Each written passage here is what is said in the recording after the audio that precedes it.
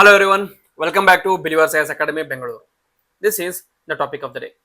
Today, we will understand one of the most significant geopolitical issue that has been ongoing for almost more than 5 to 6 decades. That is a fight between two of the biggest neighbors in the world, that is India and China and their border dispute. We'll discuss India and China border and the inability of the countries to define a border. Why is it significant and why does it matter for us, and what are the reason why India and China, despite being the neighbors, are always going head to head in the border? We'll discuss everything which is going to be important. The Indo-China boundary dispute remains one of the most enduring and complex geopolitical issues in Asia. Despite numerous rounds of talks and agreement since late 20th century, the line of actual control continues to be undefined and contested.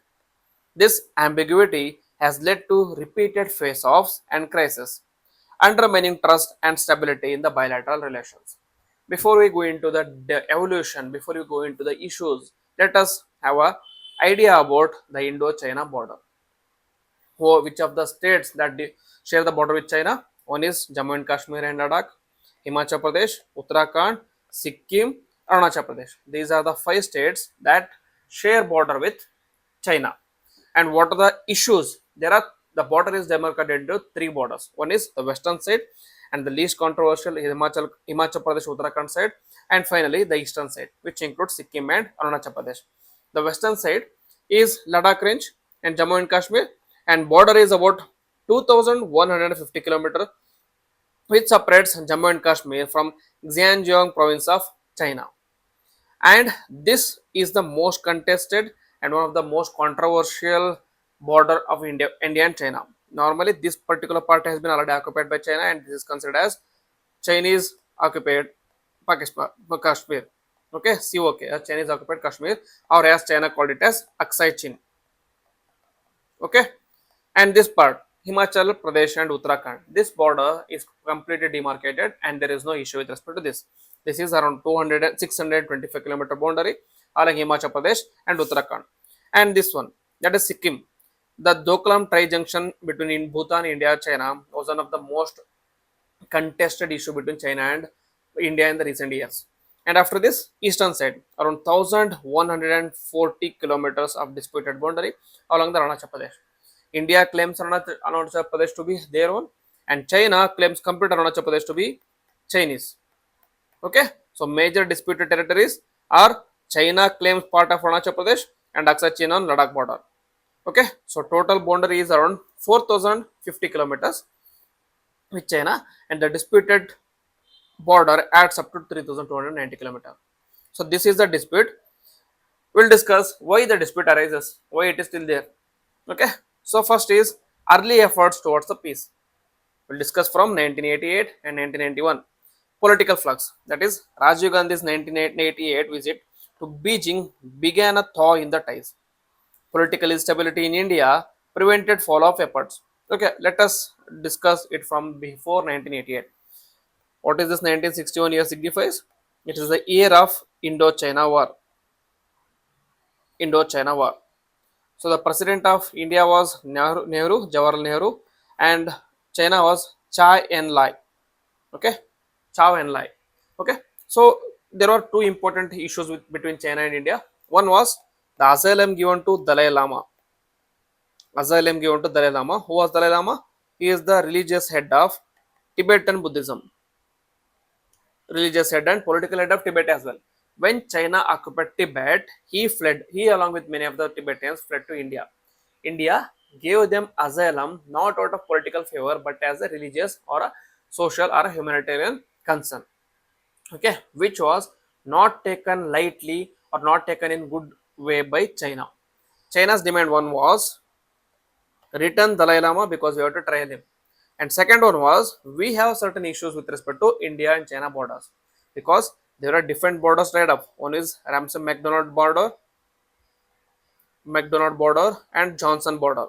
These are the borders that were drawn between India and China, and the Johnson border was done in around 1890s, and McDonald border was done in 1950s, 1940s. Okay, by both by British, and China was like we were not present during the time of border, and we didn't accept to this uh, like British mediated borderline. So let us sit over and discuss. But these two demands were neglected by India. India, especially the administration under Jawaharlal Nehru, said that India and China are bhai bhai and we are never going to fight over these small issues. But that was not the case from China.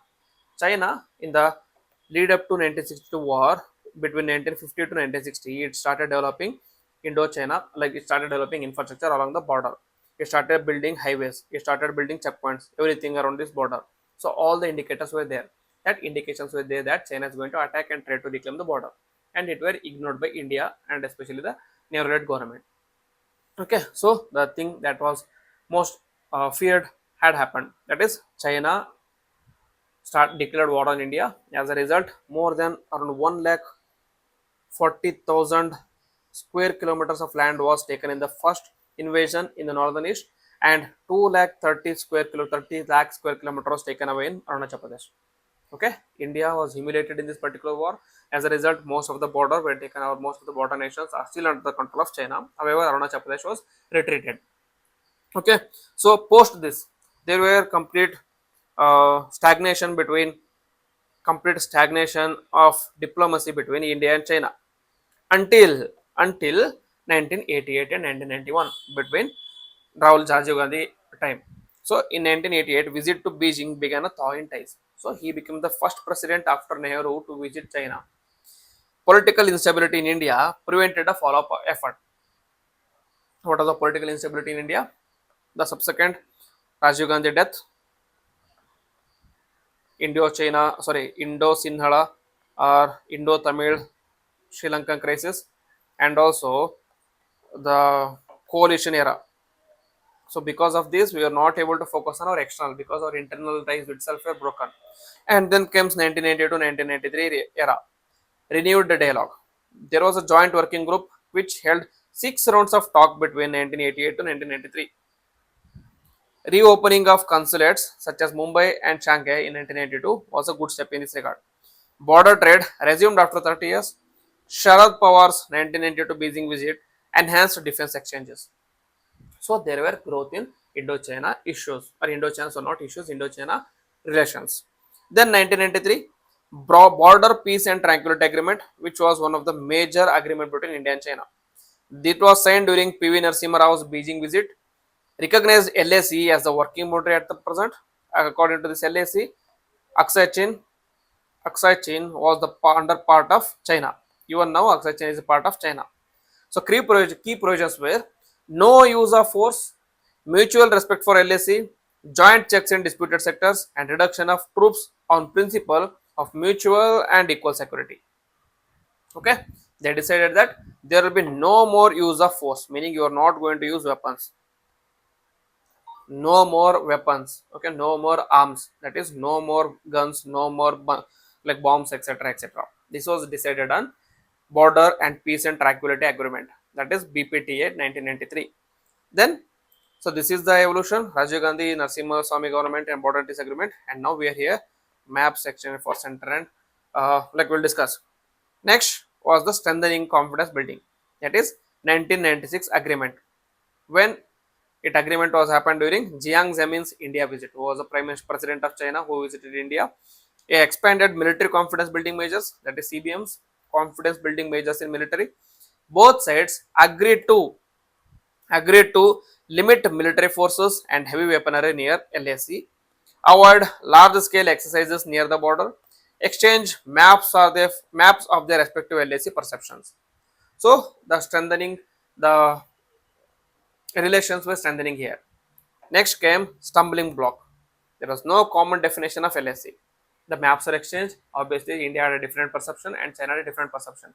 Both countries decided, or both countries failed to bring into common grounds. Max exchanged for the central sector, which was the least disputed. So they agreed on the central sector. In 2002, Western sector maps exchanged, but quickly rejected due to maximalist claims. They were rejected by India and rejected by China as well. In 2005, process was abandoned. So what was started in 1996 or 1998, it was stopped in 2005 because they were not able to come into agreement between Eastern and the Western fronts. Okay. Disputed areas were Depsang, Pongangso, Chumor, Demchok, and among others. They China claimed them to be their own, and India claimed it as their own because rightfully so, it is India's only. Next, after 2005, there was renewed tensions. After 2005, forget about the talks. Talks were low, but the tension was on the rise. Prior to 2005, around 1990 and 19, around 1990s to 1980s, India and China were on the same hold. Both were economically growing, both were economically increasing, both were on the same stage. But by the time it was 2005, outgrew India. China outgrew India many folds. So now China had a leverage both in economy, strategy, military, everything, name it, you name everything. So they had a leverage over India. So now they started aggression. In 2005, there were political parameters agreement. India and China signed an agreement outlining political parameters and guiding principles for a final boundary settlement. However, the process was stalled soon after. Okay, because of China's maximalist strategy. In between 2006 and 2013, there are border incursions, which was at the height of Indo-China tensions. Repeated PLA incursions, that is People's Liberation Army, People's Republican Army of China, incursions into Ladakh and Arunachal Pradesh. In 2013, Depsong standoff in Ladakh, lasting 3 weeks. There was standoff between India and China armies, which resulted or lasted for more than 3 weeks and resulted in many deaths. In 2014 to 17, it was the growing assertiveness phase of China. China was vehement or adamant on taking back its territories according to China. In 2014, PLA troops entered Chumar during the President Xi Jinping's India visit. This is what China is doing. Xi Jinping visited India, and on back of itself only, the Chinese army was entering India as well. So once we are talking on diplomacies on the heads of the states, and in behind, in the back doors, this was happening. So this was the blatant violation of trust between India and China, or the blatant violation of trust of China, India. Next, in 2017, Doklam standoff near the India-Bhutan-China transaction lasted 73 days. It was triggered by China's road construction.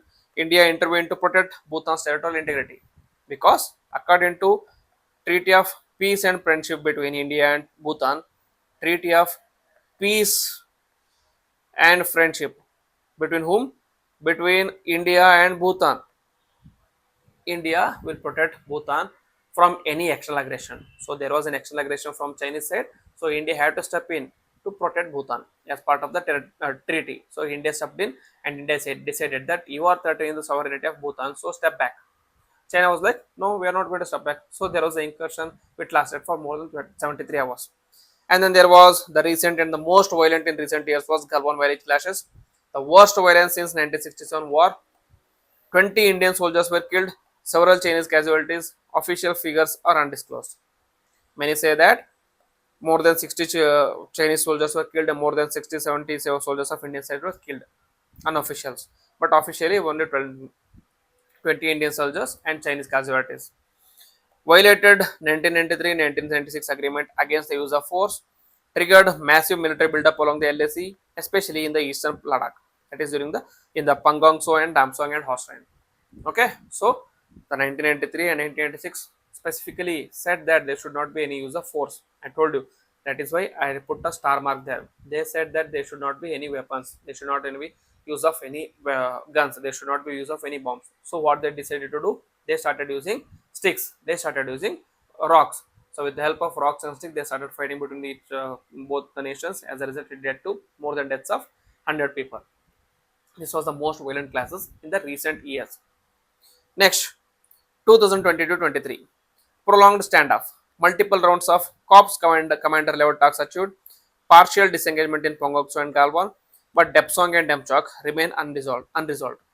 Both sides reinforce infrastructure, roads, bridges, and airstrips, especially more on the side of China. Between 20 to 23, continued flashpoints, that is Angsai in Tawang, Arunachal Pradesh, clashed in 2002 December, 22 December. India-China border talks continue but remain inconclusive. They go for talks, and China claims this is our territory, India claims no, it is not our territory. So as a result, they never come into fruition. Next, India strengthens border defense and deepens ties with Quad partners, which even lowered Indo-China trust. Next, so why it failed actually?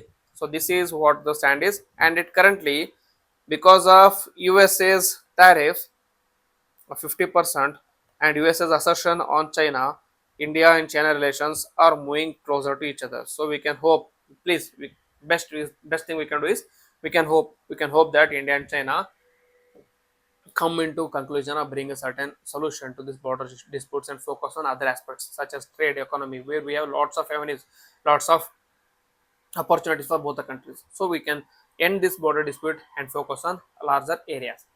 But let us discuss why these talks failed. One is lack of common definition, that is, map exchanges in 2002 or 2000 central sector and 2002 western sector failed because both sides presented maximalist positions. They were rejected within minutes. By 2005, the process was abandoned. Key disputed areas on the western sector flashpoints are Depsang, Pangangso, Demchok, Chunar, Trig Heights, and Singapore Gap. Many of these sites reappeared in later standups, including the 2020 Ladakh crisis. And the trust deficit agreements relied on restraint but without clarity or clearly agreed border. Each side accused the other of violations. Example 2020 Galwan clash, violation of Article 4 of the 1996 agreement. India accuses China of violation of this agreement and China accuses India of violation of agreement. So this is the current context. So what should be the way forward then? Way forward should be to talks. Bring back diplomatic talks. There should be track to diplomacy. And one more thing is, if the border agreement or border dispute is not able to resolve, then at least focus on rest of the aspects. There are various aspects or there are various key areas where India and China can practice well and perform very better, which is going to be very virtuous for both India and China. So we should focus on diplomatic engagement. We should focus on addressing this very peacefully. We should focus on addressing this without any arms. So that should be the way forward. So this is the reason why India and China are always on the edge between India and China border disputes. So I think I have covered this completely as a holistic way. We don't have to worry about this anymore. So if you had liked the video, then please hit the like button, comment on it, and also share with your friends. And if you're new to the channel, please subscribe to the channel and click on the bell icon so that you don't miss any notification. With this, I will end the video. Jai Hind, Jai Karnataka.